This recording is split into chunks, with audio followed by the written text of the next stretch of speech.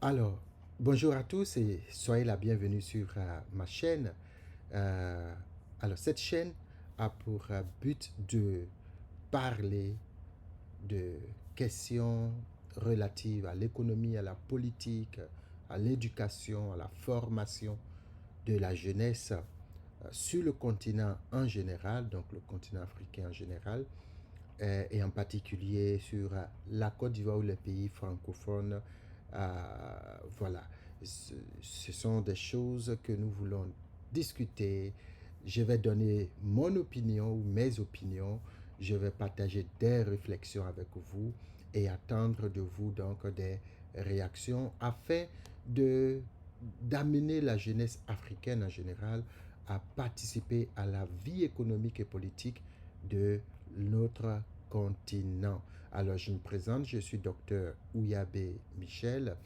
Alors, pour le moment, je ne vis pas en Afrique, je suis dans un pays de l'Asie ici, mais je suis originaire de la Côte d'Ivoire et les questions liées à la politique et à l'économie du continent me préoccupent au plus fort, au plus haut niveau. Et je pense qu'en tant qu'intellectuels, nous avons le devoir de pouvoir donner de la voix, parler tant aux populations qu'aux hommes politiques, aux hommes, à nos autorités, pour que les choses puissent s'améliorer sous nos tropiques. Alors soyez la bienvenue sur ma chaîne et voilà. Aujourd'hui, je voudrais parler avec vous d'un thème qui, pour ceux qui sont en Côte d'Ivoire en particulier, et qui actuellement fait beaucoup de bruit au niveau politique. Et je me suis dit qu'il était important pour ce premier numéro que je puisse revenir sur la question de l'indice de développement humain. L'indice de développement humain.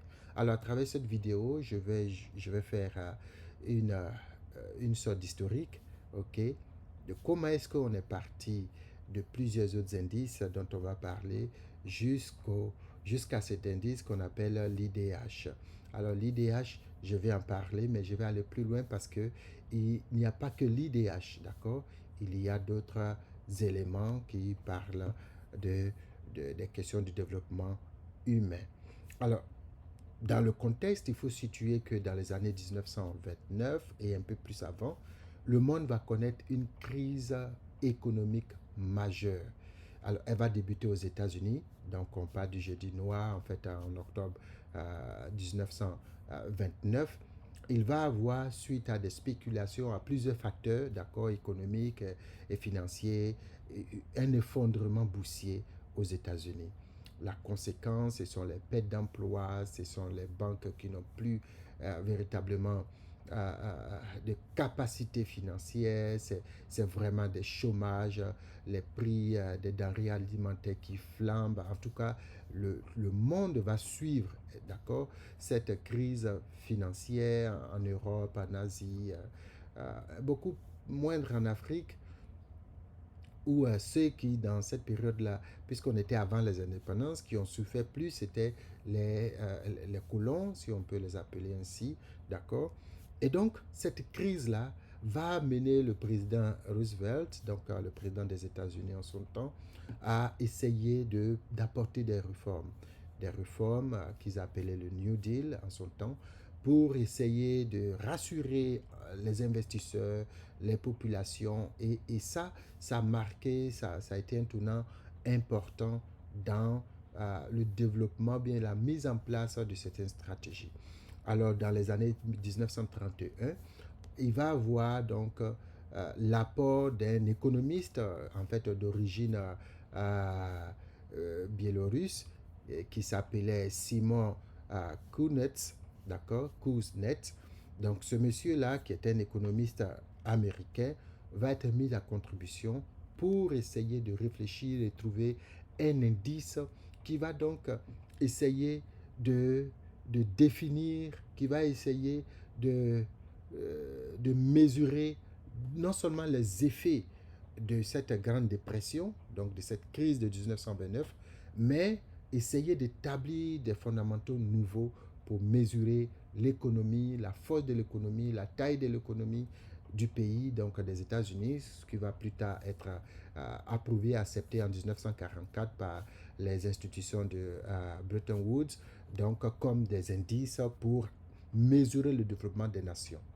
Donc, une crise est intervenue, on cherche à la régler, en même temps trouver des indices qui vont permettre d'alerter. Ok, s'il y a des difficultés, s'il y a des situations dans un pays donné.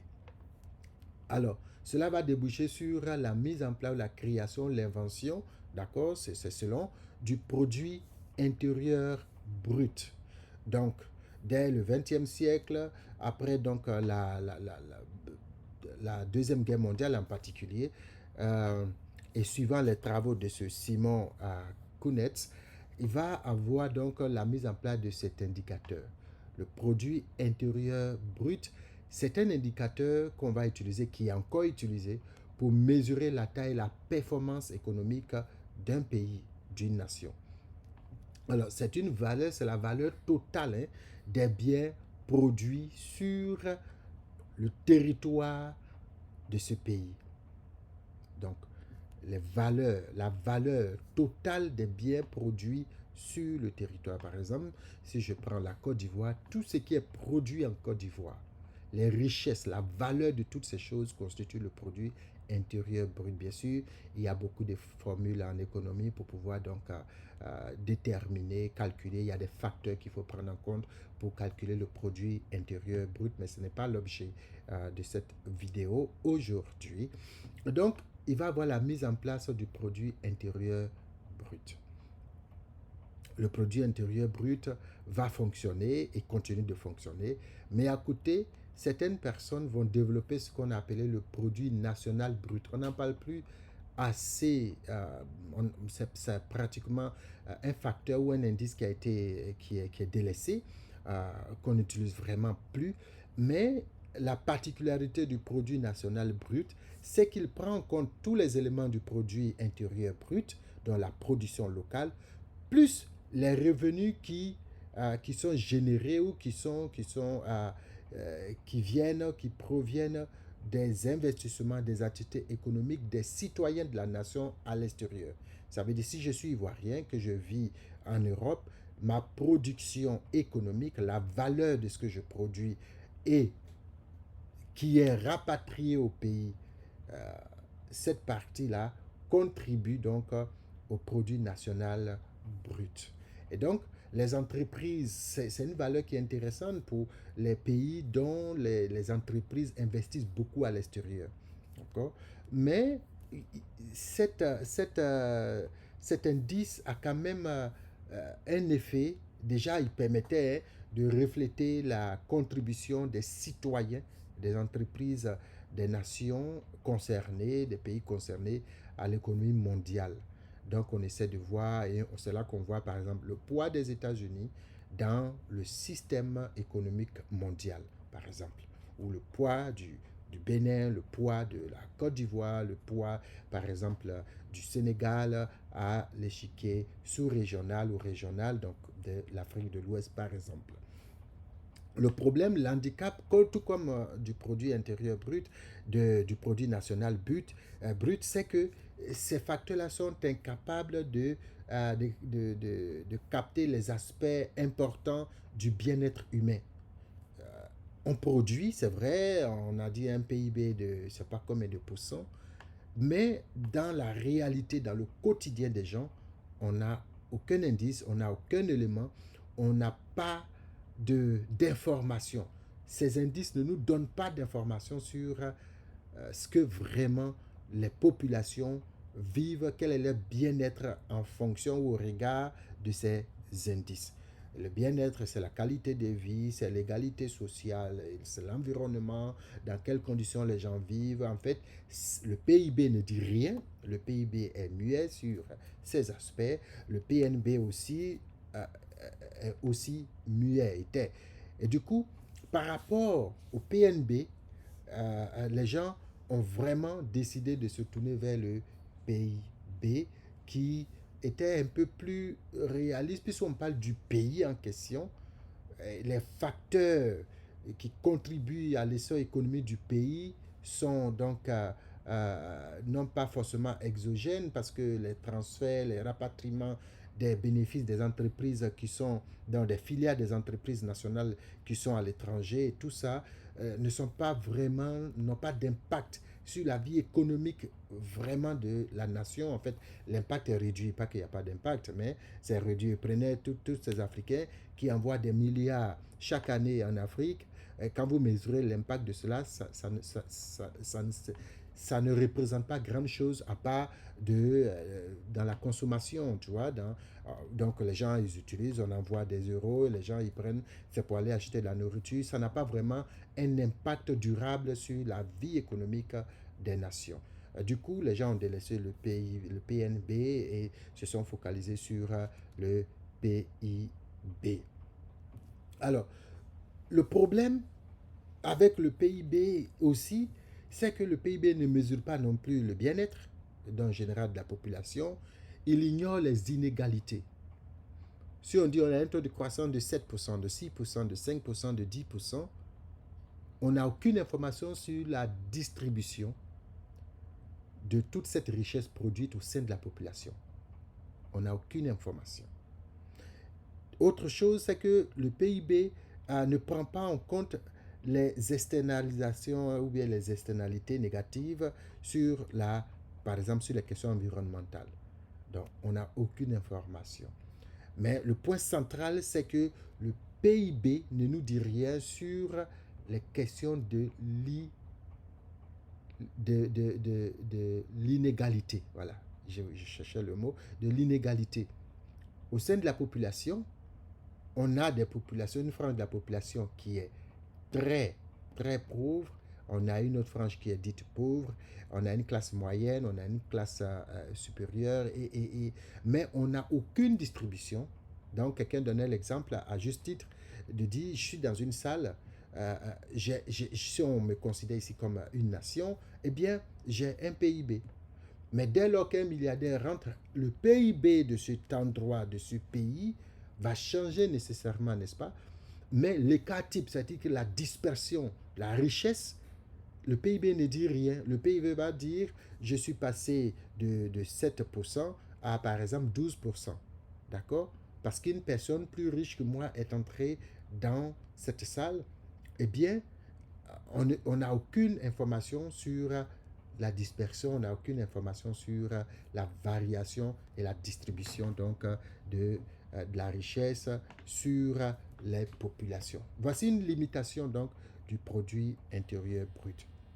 Alors, dans les années 1990, deux économistes, un Indien donc du nom de Amartya Sen, qui est économiste, et un Pakistanais qui s'appelle Mahmoud ul Haq. Les deux vont donc en fait pas se retrouver, mais en tout cas sous l'égide avec l'accompagnement du PNUD, le programme des Nations Unies pour le développement, vont donc essayer de mettre en place, d'énoncer un indice nouveau, qui est l'indice de développement humain.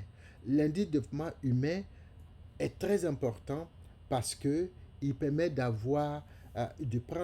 favoriser ou bien de fournir une mesure plus holistique du développement humain, donc plus global du développement humain.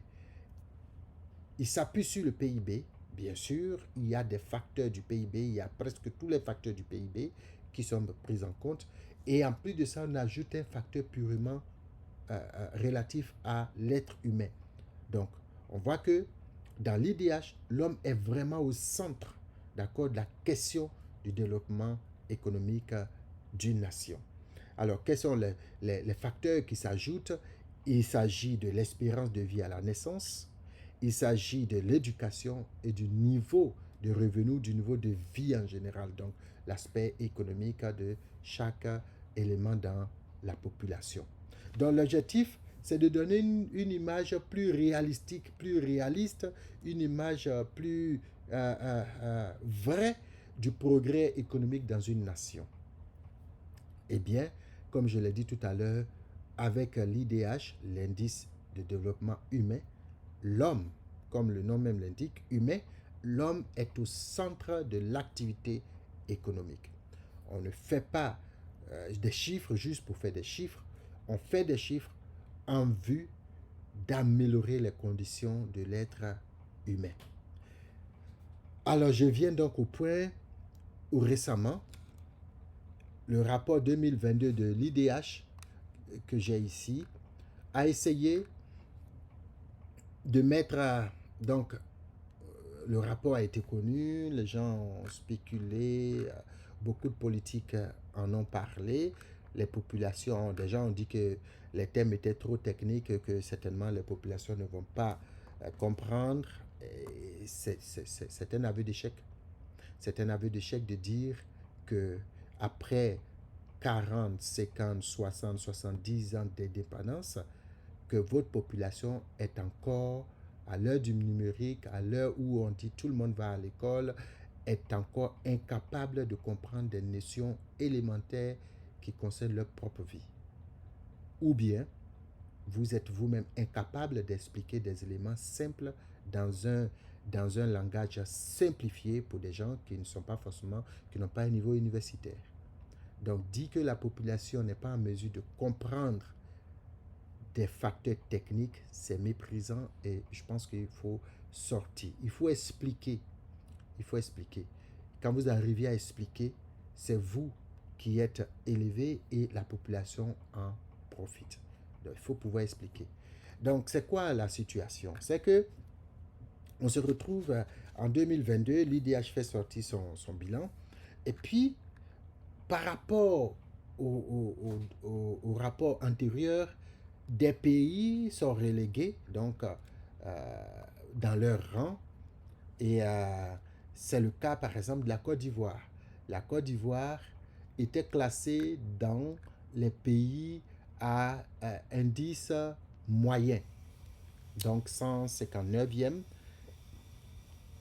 et la Côte d'Ivoire est désormais classée 166e, c'est-à-dire que des pays, parmi les pays avec un niveau de développement humain faible. Okay? Et les politiques en ont fait leur chou gras. Vous avez deux tendances. Il y a le parti qui est au pouvoir, le RHDP, qui se félicite de ce que la valeur ou le score de la Côte d'Ivoire a progressé. Et ça, c'est vrai, et ça, c'est à féliciter. Nous sommes passés d'à peu près 0,4, je laisse les chiffres au millième, de 0,4 à 0,5. Pour être précis, je vais regarder dans le tableau, il dit l'indice de la Côte d'Ivoire est 0,534. 0,534. Alors, le gouvernement a expliqué à travers donc, différents canaux que ce chiffre n'est pas juste parce que les données qui ont été utilisées ne sont pas les bonnes. Donc, ça, c'est ce que le gouvernement dit. Moi, ça me pose un problème. Alors, vous avez des statistiques, nous avons des statistiques au plan local, et c'est nous qui fournissons les données aux gens. Il est hors de question que les gens n'aient pas nos données pour prendre des données d'années antérieures. C'est-à-dire que quand on parle de 2016, nous sommes à presque 10 ans en arrière. Ça veut dire quoi? Chaque année, on ne donne pas les informations, on ne fournit pas les statistiques. Donc là, ça veut dire que l'État a un travail à faire, les services techniques de l'État ont un travail à faire. Il faut que les ministères en charge de toutes ces questions-là soient regardants sur ces aspects pour qu'on donne les vrais chiffres de la Côte d'Ivoire et de tous les autres pays, hein, que ce soit le Bénin, que ce soit le Togo, que ce soit le Burkina, le Mali. Il faut donner les informations. Parce que je précise que quand on dit voici un indice et que c'est ce qui détermine le niveau de développement, c'est ce qui permet de vous évaluer en termes de développement, ça sous-entend que vous avez accepté les critères de ce qu'on définit par développement.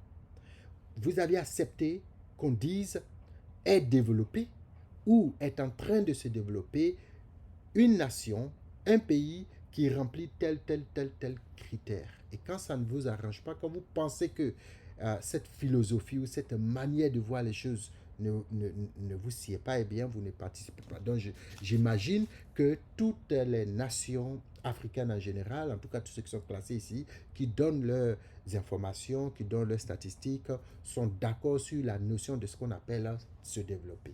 Donc, ça, c'est la base. Eh bien, quand on donne de telles informations, le parti au pouvoir, le RHDP, se félicite. Et moi, je suis très heureux parce que passer de 0,4 à 0,5, c'est un progrès. Et ça, il faut le noter. C'est un progrès. Et félicitations au gouvernement qui fait beaucoup d'efforts. L'État fait beaucoup d'efforts pour que les choses s'améliorent. On est dans une situation qui est difficile du point de vue, je veux dire, euh, mondial. C'est une situation difficile. Il y a la crise en Israël, entre Israël et Gaza. Il y a la crise entre la Russie et l'Ukraine. Il y a les crises migratoires. Il y a tellement de crises. Les crises d'énergie. Alors, dans les vidéos prochaines, je vais parler de la possible prochaine crise énergétique liée à l'utilisation de l'intelligence artificielle. Donc, on va en parler plus tard. Mais il y a beaucoup de crises qui sont, d'accord, que nous vivons aujourd'hui et nous le ressentons dans tous les aspects de nos vies, jusque dans nos assiettes. D'accord?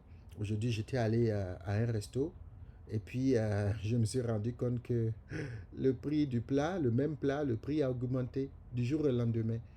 Voilà, il y a une crise qui est là, qui ne dit pas son nom, ou en tout cas que les gens essaient de ne pas, sur laquelle les gens ne veulent pas beaucoup parler, mais il y a une crise qui est là. Donc, passer de 0,4 à 0,5, c'est un progrès qu'il faut saluer. C'est un progrès qu'il faut saluer. Eh bien, à côté du gouvernement ou en face du gouvernement, c'est comme ils veulent s'appeler, ils disent qu'ils s'appellent l'opposition. Je ne sais pas à quoi ils s'opposent. Vous n'êtes pas dans une nation pour vous opposer aux gouvernants. Vous êtes dans une nation pour accompagner les gouvernants. Vous êtes dans une nation pour proposer. Vous êtes une force alternative. Vous êtes une alternative à ce que le gouvernement fait parce qu'on n'a pas la même intelligence. On ne voit pas les choses de la même manière. Quand l'État de Côte d'Ivoire est focalisé sur les grands travaux, le développement à grande échelle, la macroéconomie, eh bien, ce qui est une chose excellente, vous pouvez avoir une vision autre qui est de dire, ou complémentaire, qui est de dire, si vous avez fait la macroéconomie et que les choses, les ponts, les routes, tout va bien, et bien la population est encore au plus bas niveau de l'échelle de Maslow et ne trouve pas de quoi satisfaire ses besoins alimentaires et donc ses besoins de base. Et du coup, nous, ce que nous proposons, c'est ça, l'alternative. Moi, j'aime pas le terme parti politique d'opposition. Parce que si vous vous opposez, alors vous n'avez pas le droit d'être dans la nation. Vous ne devez pas vous opposer. Vous devez donc apporter des idées, apporter de la contradiction, apporter des idées nouvelles pour que l'État puisse réparer ce qu'il y a à réparer. Parce qu'à la fin, quel est l'objectif? L'objectif, ce n'est pas que vous dirigez, l'objectif, c'est que le pays progresse. Malheureusement, dans nos pays, alors les gens ont plutôt tendance à juste diriger, à être des dirigeants, à être les leaders, à être le parti qui gouverne. Voilà. Or, l'idée, c'est d'être dans une position pour faire progresser le pays. Et sur cette chaîne, c'est ce que nous voulons essayer de faire, vous parler des choses constructives. Alors donc, comme je disais, les soi-disant partis d'opposition ont pris la situation et ont dit, nous avons régressé. Nous sommes passés de 159e sur 193 à 166. On a régressé. Le gouvernement dit non. Les chiffres 1 ne sont pas bons, mais quand on regarde la valeur absolue, nous avons progressé. Qui a tort, qui a raison? C'est de ça qu'on va parler tout à l'heure. Et pour faciliter la compréhension, je ne vais pas rentrer tout de suite dans le calcul ou la manière de calculer l'indice de développement humain. Vous allez sur Wikipédia, il y a des exemples très simples. On vous montre avec des exemples vraiment faciles comment on calcule le racine avec la racine cubique de tous ces trois indices, l'espérance de vie à la naissance, comment on appelle l'éducation et puis le niveau économique et social. Euh, voilà, ce sont des trucs vraiment très faciles. Euh, vous avez beaucoup d'exemples et vous pouvez trouver ça sur les réseaux sociaux. Mais je vais donner une image. Alors, on est dans une classe, d'accord, où la moyenne est sur 20. Et puis, monsieur A se retrouve au premier trimestre avec une moyenne de 8 sur 20. Avec ces 8 sur 20, monsieur A est 10e dans sa classe. Eh bien, c'est bien. Quoi qu'il n'ait pas la moyenne pour peut-être être dans ceux qui ont plus de la moyenne de 20, c'est-à-dire 10, avec ses 8, il a une moyenne acceptable parce qu'il y en a qui ont 7, il y en a qui ont 6. Okay? Au deuxième trimestre, monsieur A une moyenne de 10. Et monsieur A se retrouve 17e. Est-ce que vous avez compris? Monsieur A au premier trimestre a une moyenne de 8 et est 10e. Au deuxième trimestre, il a une moyenne de 10 et il se retrouve 17e. Qu'est-ce qui s'est passé entre-temps? C'est simple. Monsieur A fait des progrès en valeur absolue. Ses moyennes ont progressé de 8 à 10. Mais son rang dans la classe, il a régressé. Il est passé de 10e à 17e. Pourquoi? Comment on peut expliquer ça? Cela veut dire simplement que quand la moyenne de monsieur A augmenté de 2 unités, de 8 à 10, ceux qui étaient au premier trimestre après lui, d'accord, qui avaient les 7, qui avaient les 8, qui avaient les 6, ont fait plus de progrès que lui. Et donc, on réussit à avoir peut-être 10,50, 10,25, 11 et tout ça. Et donc, on dépassait monsieur A. Cela veut dire, dans l'IDH de la Côte d'Ivoire et de beaucoup de pays qui ont progressé au niveau des valeurs, donc des scores, mais qui ont régressé au niveau des rangs, c'est que les pays, puisqu'ils sont mis en comparaison, d'accord, à d'autres pays, ça veut dire par rapport à ces pays-là, ils n'ont pas fait autant de progrès. C'est simple. Si vous prenez un pays, je ne sais pas, j'ai pas voulu rentrer dans toutes ces choses pour ne pas faire une vidéo trop longue, mais si vous prenez un pays qui était par exemple 158e ou 160e, quand le Côte d'Ivoire était 159e, et que ce pays-là a fait plus de progrès que la Côte d'Ivoire, c'est logique, même si ce pays se retrouve 160e ou reste à son poste, dès que ce pays a fait plus de progrès que la Côte d'Ivoire, en termes de rang, ce pays sera mieux classé. Simple. La Côte d'Ivoire fait des progrès, mais ces progrès-là ne sont pas aussi significatifs que d'autres pays qui étaient avant la Côte d'Ivoire, quand la Côte d'Ivoire était 159e. C'est la raison pour laquelle la Côte d'Ivoire a régressé dans le rang. Le rang est une position relative. Quand on dit vous êtes premier, c'est par rapport à quelque chose. C'est ça qu'on appelle une position relative. Donc, un rang est une position relative. Et le rang peut varier en fonction de la différence entre vos efforts et les efforts des autres. Quand les autres ont fait plus de progrès, eh bien, ils vont vous plomber davantage dans le rang, quoique vous ayez fait aussi des progrès. La Côte d'Ivoire n'a pas régressé en termes de l'IDH score la Côte d'Ivoire a régressé par rapport à des nations. Donc il faut que ce soit clair. Je pense que la jeunesse ne doit pas se laisser prendre à ce piège des partis politiques. Où certains partis politiques viennent pour dire ouais, vous voyez, ils ne font rien. Nous étions 159e, nous sommes devenus 166e. C'est déjà, ils ne font rien dans le pays. Ils détruisent toutes choses. Non. Ou quand le gouvernement dit écoutez, tout ça, ce n'est pas important. Ce qui est important, c'est que notre valeur a progressé. Nous sommes dans un monde aujourd'hui qui est ouvert.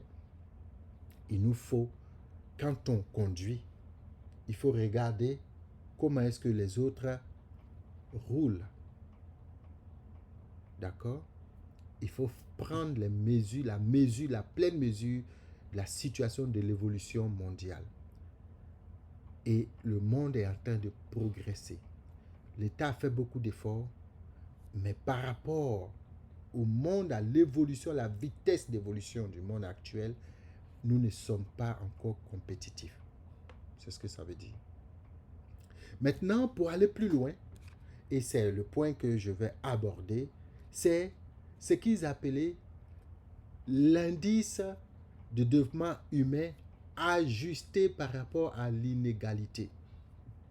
C'est-à-dire, on dit, bon, il y a toutes ces choses, vous avez progressé ou régressé, mais on veut voir la richesse, le bien-être humain que vous avez créé. Quel est son poids réel quand on inclut des facteurs de l'inégalité, la distribution de cette richesse? C'est là qu'il faut travailler. C'est là qu'il faut travailler. Je préfère un pays qui a un IDH qui n'est pas assez élevé, mais qui a un ratio d'inégalité très faible. Eh bien, quand on regarde la Côte d'Ivoire, si on inclut donc l'indice, donc cet aspect d'inégalité, l'IDHI, donc l'IDHI, I pour inégalité, qui prend en compte les inégalités, donc il y a l'IDH normal et il y a l'IDHI. L'IDHI de la Côte d'Ivoire passe à 0,3 2022. 0,3 et il dit si on faisait la différence du rang entre l'IDH et l'IDHI, la Côte d'Ivoire perd 8 places. Ça veut dire qu'on allait se retrouver beaucoup plus loin, plus bas. Et on voit que l'inégalité, donc notre indice IDHI, on perd 40% de la valeur de notre IDH. Ça veut dire quoi? On a créé de la richesse. Si on met on inclut les questions d'inégalité sur l'ensemble de la population, la Côte d'Ivoire perd ou la Côte d'Ivoire ne satisfait pas aux besoins de sa population à près de 40%. Alors, ce que les chiffres disent et la réalité, si on prend les inégalités en compte, c'est énorme. 40% de la richesse créée ne profiterait pas à la population. Donc, j'imagine que dans les années à venir, l'IDHI va certainement remplacer l'IDH. Parce qu'on est dans une constante amélioration de la compréhension de la condition humaine dans les nations. Donc, l'IDHI de la Côte d'Ivoire est de 0,3 pour 0,318. 40% de régression par rapport à l'IDH. Et dans les détails, puisqu'on a 3 facteurs majeurs sur lesquels se base l'IDH, quand on regarde, on voit que, eh bien, l'inégalité au niveau de l'espérance de vie, on est autour de 0,4 points. C'est relativement mieux par rapport à l'IDHI moyen. C'est-à-dire au niveau de l'espérance de vie, il y a quand même une nette amélioration. Ce n'est pas que ça atteint le niveau de l'IDH. L'IDHI au niveau de l'espérance de vie à la naissance est relativement bien puisqu'il est autour de 0,417. Quand on prend maintenant au niveau de l'éducation, c'est là que c'est terrible parce qu'on est à 0,227. Et là, ça représente 46% de perte de valeur de l'IDH. Donc, au niveau de l'inégalité des revenus, c'est 0,30 et ça représente aussi 43%. Donc, 43% de la richesse créée ne va pas là où cela doit aller. C'est tout ce que ça veut dire. L'IDHI prend en compte les inégalités. Et je pense que c'est sur ça que tant les gouvernants que les partis alternatifs doivent travailler. Comment faire pour réduire... Si vous prenez par exemple le premier pays qui est la Suisse, forcément il va y avoir des inégalités dans un pays, sinon je ne sais pas comment faire, il va y avoir des inégalités. La Suisse a un IDH de 7,9. D'accord? Et quand on regarde le pourcentage des inégalités, en fait, on est à, quand on prend les inégalités, encore on a 7,6. 7,6. De 7,9 à 7,6. Donc, et ça, on voit quand même l'inégalité en termes d'éducation représente 2%. 2%. Quand en Côte d'Ivoire, nous sommes à près de 46%. C'est pour ça que les gens disent, sur la base de ces données, en attendant que le gouvernement fournisse les bons chiffres, les bonnes informations aux services compétents en charge de l'IDH et autres, en attendant, on a un gros problème au niveau de l'éducation. La disparité et les inégalités sont très élevées. Au niveau des revenus, très élevés, en moyenne 40% de disparité. Et ils vont plus loin pour nous informer, par exemple, que en Côte d'Ivoire, vous avez près 18... bon, ça, ce sont des données un peu... income shares held by percentage. Poorest 40%, 2010 à 2022. 18%. Ici. Richest 10%, 39 at 29%, and richest 1%, 21%. Donc, on voit que 21% des personnes les plus riches, des 1% des plus riches détiennent, en fait, 1% des personnes les plus riches dans le pays détiennent 21% donc des revenus de la nation. Les personnes les plus riches, les premiers 1% là, eux là, les 1% les plus riches détiennent 21%. C'est-à-dire à peu près 1 sur 4 ou 1 sur 5. Vous voyez? Donc ça veut dire, si on produit 1 franc, ou bien si on produit 5 francs en Côte d'Ivoire, 1% des personnes les plus riches ont à eux seuls à peu près 1 franc.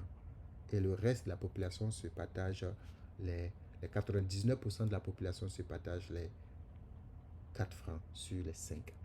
Donc ce sont ces disparités-là sur lesquelles il faut travailler. Et comme je le disais, sur notre chaîne, nous voulons des propositions constructives. Et ce sera l'objet de prochaines vidéos. Comment faire pour qu'au niveau de l'éducation, pour qu'au niveau de l'économie, moi je suis enseignant, je suis chercheur. Je suis chercheur. Donc comment faire pour que la recherche, par exemple, scientifique, quel est l'apport de la recherche scientifique dans le développement des nations dites développées? On va en parler. On va prendre l'exemple de certains pays que j'ai visités, dont j'ai entendu parler, comme la Suisse, comme la France, comme le Japon. Voilà, on va en parler. Et même en Afrique, il y a des pays qui, quand même, sont très avancés en la matière. Donc, on va essayer d'en parler. Mais je voudrais dire, avant de conclure cette vidéo, je vous en prie, si vous voyez cette vidéo, partagez-la, d'accord? Partagez-la, likez-la, commentez-la et surtout dans les commentaires, soyons courtois. Soyons courtois, que ce soit envers nos autorités, que ce soit envers nos dirigeants ou bien même envers les autres commentateurs, soyons courtois parce qu'on se veut constructif, on se veut donc intellectuel et donc je nous encourage à être posés et à donner nos opinions sans vexer, sans rentrer dans des invectives et des choses comme ça. Il faut qu'on soit professionnel, il faut qu'on soit intellectuel, il faut qu'on soit donc cartésien dans ce que nous faisons. Alors pour cette vidéo d'aujourd'hui, ce sera tout. Je vous souhaite une très bonne journée et n'oubliez pas de vous abonner et on se dit à très bientôt pour un prochain numéro. D'ici là, portez-vous bien. Salut.